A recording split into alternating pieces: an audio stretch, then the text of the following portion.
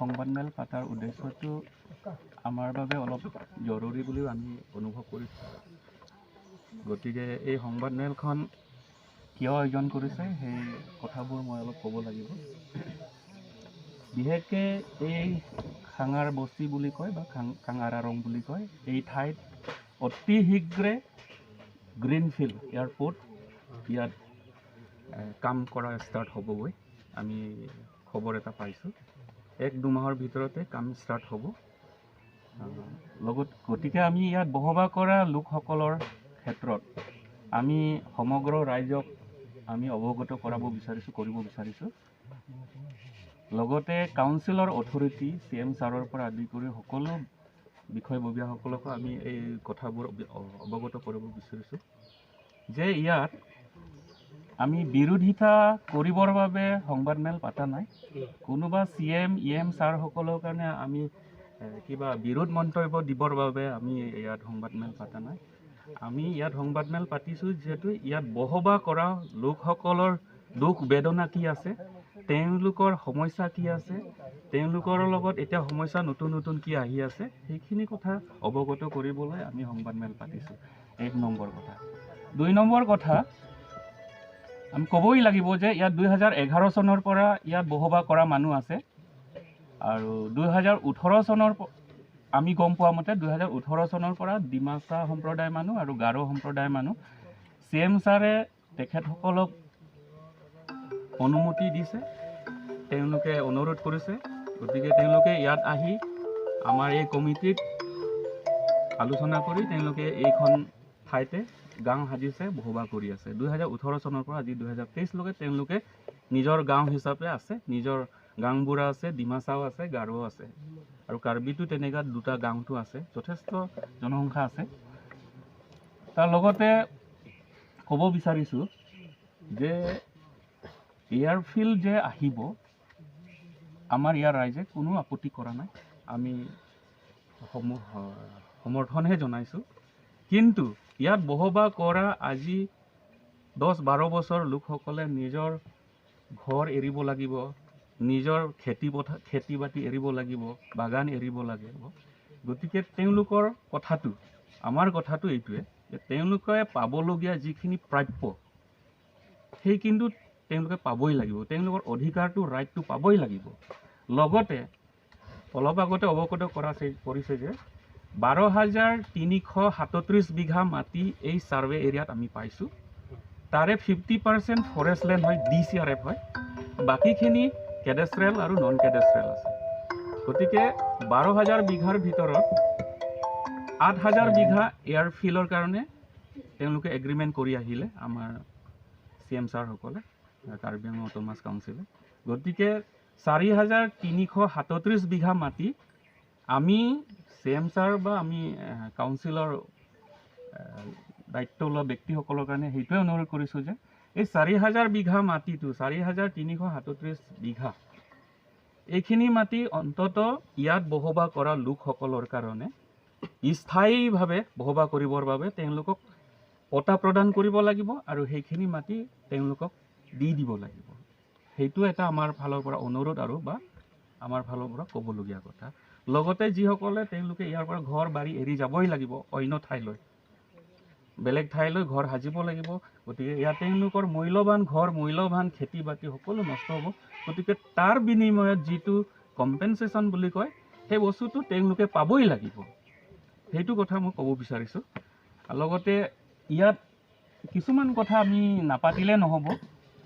ইয়াত 4টা গাঁও আছে, 4টা গাঁৱত স্থায়ীভাৱে বসবাস কৰা 400-500 ঘৰমান আছে আৰু কিছুমান ঘৰ থাকিলে তেওঁলোকে কেতিয়াবা আহে খেতি কৰিবলৈ বাবে আৰু গুচি যায়, সেইটো আমি হিচাপ কৰা নাই। তথাপিও ইয়াত বসবাস কৰা অন্ততঃ 500 ঘৰটো আছে, স্থায়ীভাৱে আছে আৰু তেওঁলোকে একে মিলিজুলি তেওঁলোকে থাকে, যে ডিমাচা হওক, গাৰো হওক, কাৰ্বি হওক বা অন্যান্য যি হওক, একেলগে মিলিজুলি তেওঁলোকে বসবাস কৰি আছে। তেওঁলোকে পতাৰ ক্ষেত্ৰত যি ধৰণে আলোচনা কৰিছে, পতা কেনেকৈ কৰিব, এয়াৰপৰ্টৰ কথা নাহে দেই, ইয়াত 2018 চনৰ পৰা তেওঁলোকে এইটো পতা কেনেকৈ বনাব, পৃথকভাৱে বেলেগভাৱে তেওঁলোকে কৰিবনে নে একেলগে কৰিম, তেওঁলোকৰ একটাই সিদ্ধান্ত যে কমিটিৰ থ্ৰু দিয়ে পটাটো বনাব। তে পটাটো আণ্ডাৰ প্ৰচেছত আছে। এই মেনেজিং কমিটি বুলি গঠন কৰা আছে। ইয়াত ডিমাচা সম্প্ৰদায়ৰ কমিটিত আছে, গাৰো সম্প্ৰদায়ৰ মানুহৰ কমিটিত আছে। গতিকে মিলিজুলি পেলাই এই কমিটি গঠন কৰি আগুৱাই গৈছে আৰু পটাৰ বাবে আমি আণ্ডাৰ প্ৰচেছত আছে, সেইটো এটা কথা। আৰু লগতে ইয়াত যিকোনো প্ৰথম অৱস্থাত ইয়াত কাৰ্বি সম্প্ৰদায়ৰ মানুহে আগত আহিছে, ইয়াত ৰংকেৰ পূজা কৰে। এই ৰংকেৰ পূজাটো সকলো সম্প্ৰদায়ৰ মানুহ, গাৰো ডিমাচাৰ পৰা আদি কৰি সকলো সম্প্ৰদায়ৰ মানুহে, সকলো ধৰ্মীয় লোকসকলেও ইয়াত সহায় সহযোগ কৰে। আৰু সেইদিনাখন একেলগে পূজা খোৱা নিচিনা হয়, আনচাইডত ভোজ খোৱা নিচিনা হয়, আৰু ৰাতি ইয়াত প্ৰগ্ৰাম কৰি ফূৰ্তি সকলোবোৰ ইয়াত আয়োজন কৰা হয়। গতিকে মিলিজুলি এইখন গাঁৱত তেওঁলোকে বসবাস কৰি আছে, এই অঞ্চলটো। গতিকে ইয়াত মই ক'ব বিচাৰিছোঁ যে আমাৰ কাৰ্বি আংলঙত এটা ট্ৰেণ্ড চলি আছে, সেই ট্ৰেণ্ডটো বহুত বেয়া। তাৰ আগতে মই এটা কথা কৈ লওঁ, আমাৰ ডক্টৰ তুলৰাম ৰমহাং ছাৰৰ নেতৃত্বত, তেওঁ CM নেতৃত্ব লোৱাৰ পৰা আমি দেখা পাইছোঁ বহুত উন্নয়নমূলক কামবোৰ আহিছে। যেনেকৈ NSIDCL 4 লেন, তাৰ লগতে আহিলে ONGC, তাৰ লগত আহিলে চ'লাৰ প্লেণ্ট আহিলে, চ'লাৰ, তাৰপিছত আহিলে আছামালা, তাৰপিছত এতিয়া ৰিচেণ্টলি আকৌ এয়াৰপৰ্ট হ'ব, আৰু অন্যান্য যথেষ্ট আছে। কিন্তু আমি তেখেতক ধন্যবাদ জনাব লাগিব যে তেখেতৰ কৰ্ম আমি এতিয়ালৈকে বেয়া দেখা নাই, আমি ভালেই দেখিছোঁ, আৰু আগুৱাই যাওক, ভাল কাম কৰি যাওক। কিন্তু ইয়াৰ মাজতে মই ক'ব বিচাৰিছোঁ যে ট্ৰেইন এটা বেলেগকৈ চলি আছে, যে 4 লেনতো মানে যাৰ নাম নাই, যাৰ মাটি নাই, যাৰ ঘৰে নাই, তেওঁলোকে কিয় পায়? যিসকল জেনুইন মানুহ নাপায়, এইটো আমি বহুত দেখিলোঁ। গতিকে ইয়াত যাতে সেই ধৰণৰ কাম কোনো ব্যক্তিয়ে কৰিব নোৱাৰে। এই অঞ্চলত এনেকুৱা ট্ৰেইন আহিবই নোৱাৰে, আমি বাধা দিম।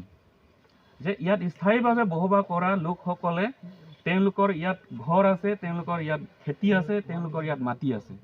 আৰু যিসকলে সংবাদমেল পাতি আমাৰ EM মহোদয়ক, টিছ' ছাৰক লেণ্ড মাফিয়া বুলি কয়, অন্য কথাৰে ব্লেম দিয়ে, এইবোৰ আমি সহ্য নকৰোঁ। আৰু আমাকো ইয়াত স্থায়ী মানুহ নহয় বুলিও ক'ব বিচাৰে, বহিৰাগত বুলি ক'ব বিচাৰে। ইয়াত 12 বছৰ ধৰি, 13 বছৰ ধৰি ইয়াত বসবাস কৰা লোকসকলে, তেওঁলোকৰ হাতত এতিয়া প্ৰমাণ পত্ৰ সকলো আছে।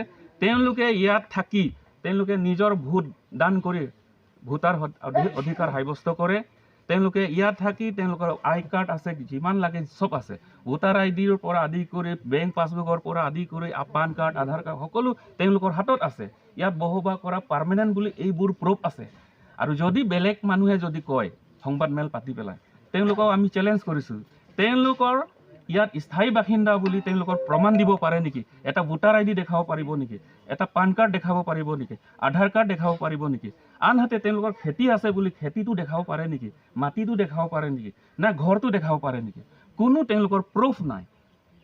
একো প্ৰুফ নথকাকৈ কিছুমান ব্যক্তিয়ে সংবাদমেল পাতি পেলাই